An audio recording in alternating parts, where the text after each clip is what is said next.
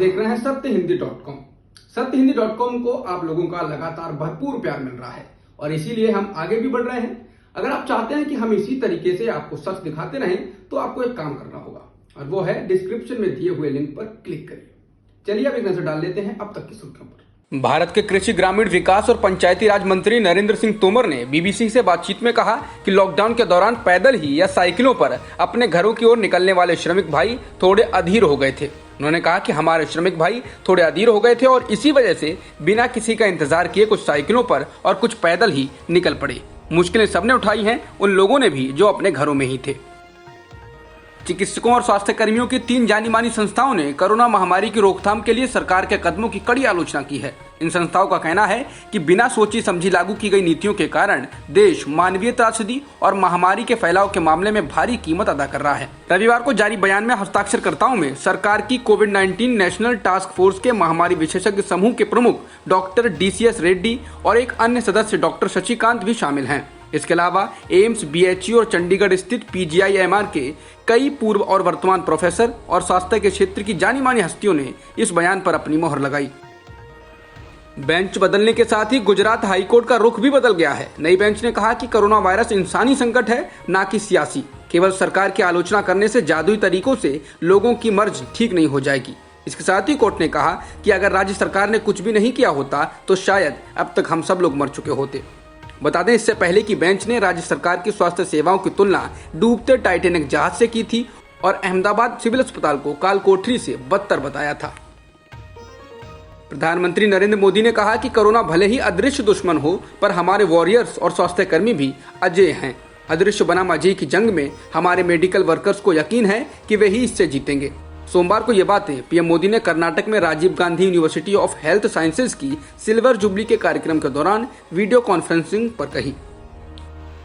भारत में बीते 24 घंटों में 8,392 नए मामले सामने आए हैं, जबकि 230 लोगों की मौत हुई है, जिसके बाद देश में कुल संक्रमित मामले 1,90,535 हो गए हैं, जिनमें से 91,819 लोग ठीक हो चुके हैं, जबकि 5,394 लोगों की मौत हो चुकी है। इसके बाद कुल सक्रिय मामले 93,322 हैं। भारत दुनिया के उन 7 शीर्ष देशों में शामिल हो गया है जहां कोरोना संक्रमण के मामले सबसे ज्यादा हैं। भारत ने फ्रांस और जर्मनी को पीछे छोड़ दिया है। बीता एक हफ्ता भारत के लिए बहुत भारी पड़ा है और इस दौरान संक्रमण के 51,535 नए मामले सामने आए हैं। Indian council of medical research के एक वरिष्ठ वैज्ञानिक कोरोना वायरस से संक्रमित पाए गए हैं। समाचार एजेंसी PTI की रिपोर्ट के मुताबिक इस रिपोर्ट के आने के बाद ICMR की बिल्डिंग सैनिटाइज की जा रही है। आज से लॉकडाउन 5 लागू हो रहा है। इसे लॉकडाउन 5 के बदले अनलॉक 1 कहा जा रहा है। इसके तहत सभी गतिविधियों को चरणबद्ध तरीके से खोलने के लिए नए दिशा निर्देश जारी किए गए हैं। पहले चरण में 8 जून के बाद से धर्मस्थलों, होटलों, रेस्तराओं, शॉपिंग मॉल को खोलने की अनुमति दी जाएगी। इसके लिए सरकार अलग से दिशा निर्देश जारी करेगी। दूसरे चरण में स्कूलों, कॉलेजों, शिक्षण प्रशिक्षण संस्थाओं, राज्य और केंद्र शासित प्रदेशों की सरकारों से विमर्श के बाद जुलाई महीने में खोलने की अनुमति दी जाएगी। तीसरे चरण में परिस्थितियों के विश्लेषण के बाद अंतर्राष्ट्रीय विमान यात्रा, मेट्रो सेवाओं, cinema hall, gym, swimming pool और मनोरंजन पार्क आदि को खोलने की तारीखों की घोषणा की जाएगी। दिल्ली के मुख्यमंत्री अरविंद केजरीवाल ने अगले एक हफ्ते के लिए राजधानी के बॉर्डर को सील करने का फैसला किया है। ये फैसला कोरोना वायरस के बढ़ते मामलों को देखते हुए किया गया है। भारतीय रेल आज यानी 1 जून से 200 ट्रेनें चलाने जा रहा है। ये ट्रेनें वर्तमान में चल रही श्रमिक स्पेशल और AC स्पेशल ट्रेनों से अलग होंगी। रेलवे ने एक लिस्ट जारी कर बताया है कि ये स्पेशल ट्रेनें किन किन स्टेशनों पर रुकेंगी और कहां से कितने बजे चलेंगी। आपको बता दें कि इन ट्रेनों में यात्रा के लिए 22 मई से ही टिकटों की बुकिंग शुरू हो चुकी है। इन ट्रेनों के लिए यात्री 120 दिन पहले रिजर्वेशन करवा सकते हैं।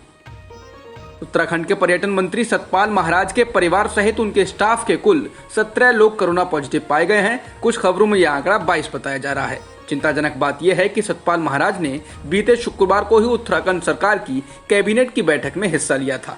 महाराज के कोरोना पॉजिटिव आने की खबर के बाद राज्य के मुख्यमंत्री देवेंद्र सिंह रावत सहित कैबिनेट के सभी मंत्रियों ने खुद को क्वारंटीन कर लिया है।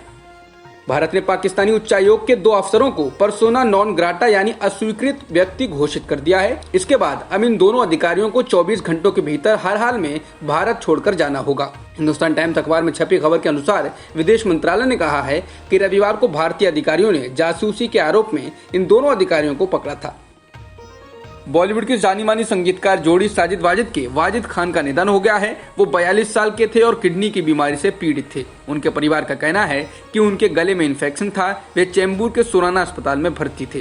कोरोना से संक्रमित होने की बात भी कही जा रही है, लेकिन अभी उनकी कोविड-19 की टेस्ट रिपोर्ट नहीं आई है।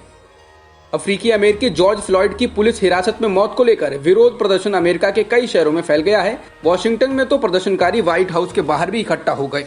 प्रदर्शनकारियों ने पुलिस पर पथराव भी किया। लगातार छठे दिन अमेरिका के कई शहरों में विरोध प्रदर्शन हुए और कई जगह काफी हिंसा हुई। करीब 40 शहरों में कर्फ्यू लगा दिया गया है, लेकिन लोगों ने इसकी अनदेखी की और सड़कों पर उतर आए। इस कारण तनाव काफी बढ़ गया है।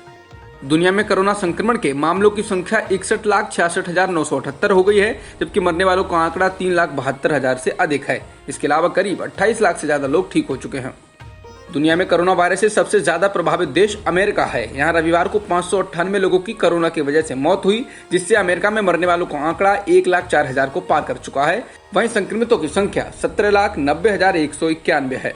ब्राजील में कोरोना संक्रमण के मामले बहुत तेजी से बढ़ रहे हैं। ताजा जानकारी के मुताबिक ब्राजील में संक्रमण के मामले 5,14,849 हो गए हैं, जबकि मरने वालों की संख्या 29,314 है। ब्राजील के कई शहरों में पुलिस और सरकार विरोधी प्रदर्शनकारियों के बीच झड़पें होने की खबरें हैं। बताया जा रहा है कि प्रदर्शनकारियों को तितर बितर करने के लिए पुलिस ने आंसू गैस के गोले छोड़े। प्रदर्शनकारी राष्ट्रपति जायर बोल्सोनारो के इस्तीफे की मांग कर रहे हैं।